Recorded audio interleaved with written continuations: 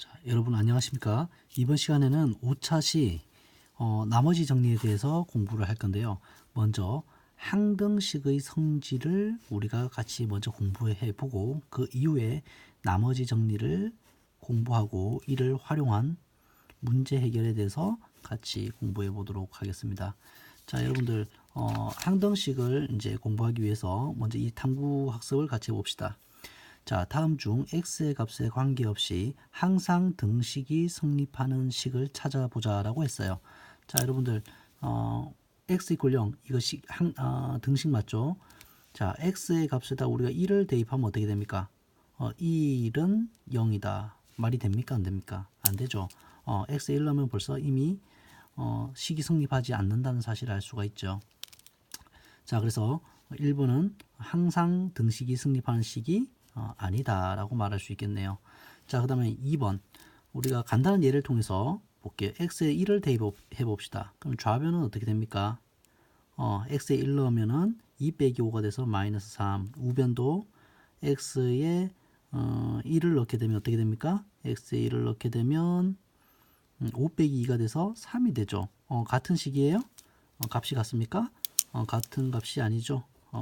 x에 1을 넣었을 때 2번도 등식이 성립하지 않기 때문에 항상 등식이 성립하는 식이라고 할 수 없습니다. 자, 세 번째 볼게요. 자, 우리가 x에 1을 대입해 볼게요. 그러면 좌변의 식은 어떻게 됩니까? 3 플러스 5는 8. 우변도 8이 되네요.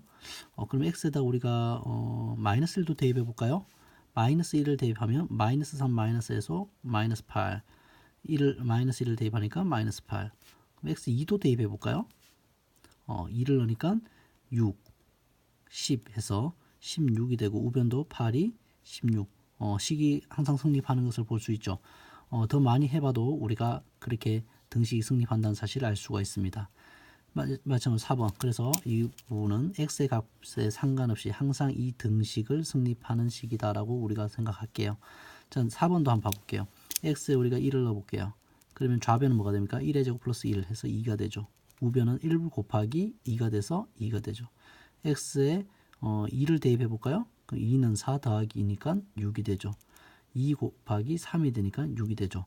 이번에도 왠지 우리가 x의 값에 상관없이 항상 등식이 성립할 거라고 생각할 수 있습니다. 4번도.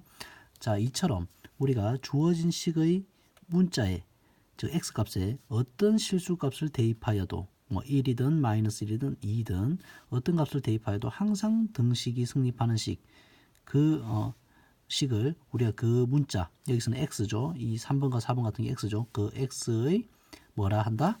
그렇죠. 오늘의 첫 번째 주제인 항등식이라고 한다. 그 문자의 항등식이라 한다. 자, 항등식 무슨 개념인지 알겠습니까?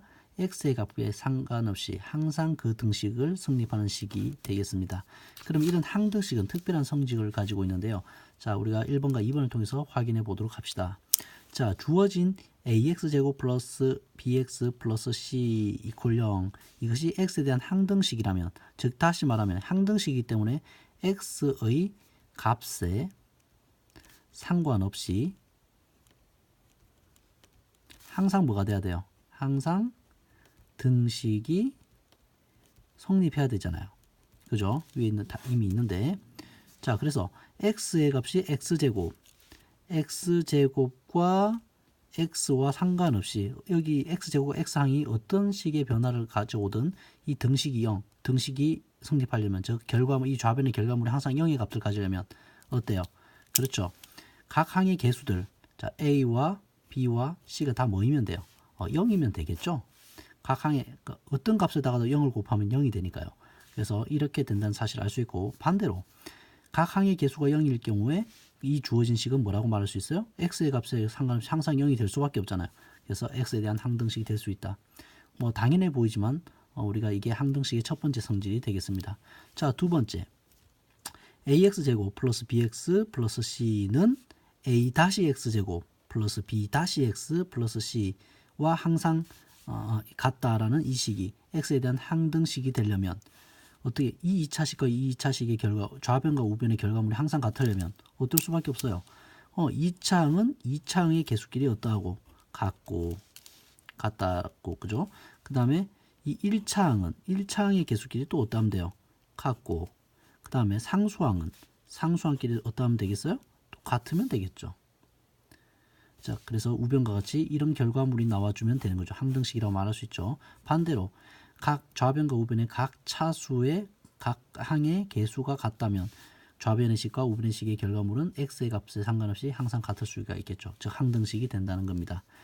자, 그래서 우리가 항등식의 이런 성질을 이용해서 주어진 항등식에서 결정되지 않는 계수를 우리가 찾아내는 게 문제의 주제가 될 수 있어요. 자, 이렇게 해서 항등식의 성질을 이용해서 결정되지 않는 미지수, 미정계수를 결정하는 방법. 이게 바로 미정계수법이라고 합니다. 뭐라고요? 바로 정해지지 않는 이라는 뜻이죠. 계수법. 정해지지 않는 계수를 찾는 방법이라고 하고, 구체적으로 우리가 그 각각의 계수들을 여기 있는 성질 2번과 같이 각각의 계수들이 각 차마다 계수가 같다라고 두는 계수 비교법과 그 다음 적절한 x값을 집어넣어서, 왜냐하면 항등식이라고 하는 것은 x가 어떤 x값에 대해서도 등식이 성립해야 되기 때문이죠. 그래서 적절한 수치를 대입해서 미지수를 찾아가는 수치 대입법, 이 두 가지가 있을 수 있습니다. 자, 얘 1번 같이 볼게요.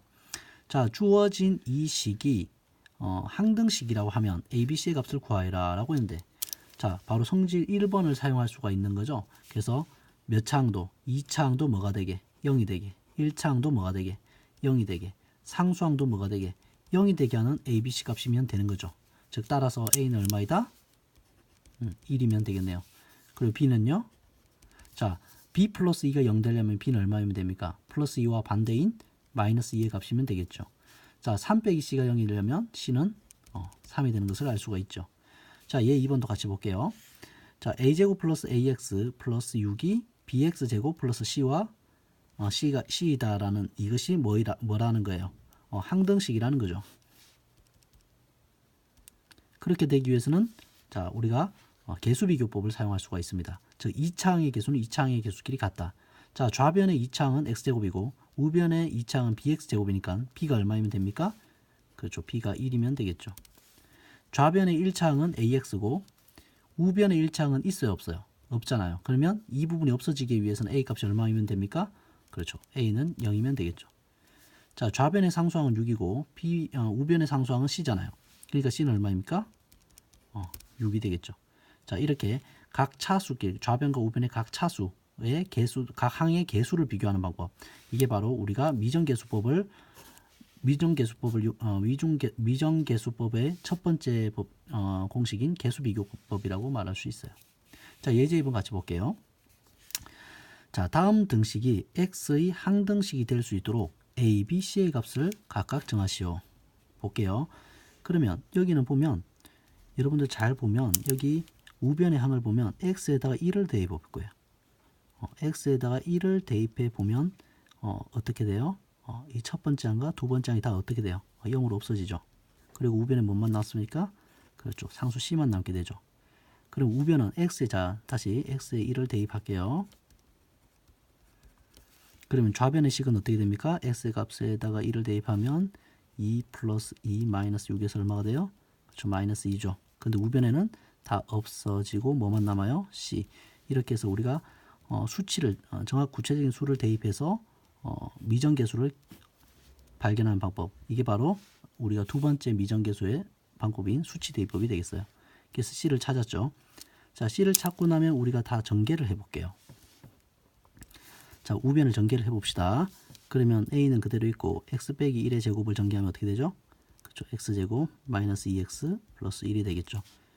그 다음에 두 번째 항은 b의 x 빼기 1이 되고 c는 우리가 찾았잖아요. 얼마로? 마이너스 2. 그렇죠. 그러면 내림차순을 정리해 봅시다. 그러면 최고차항은 ax제곱. 자, 두 번째.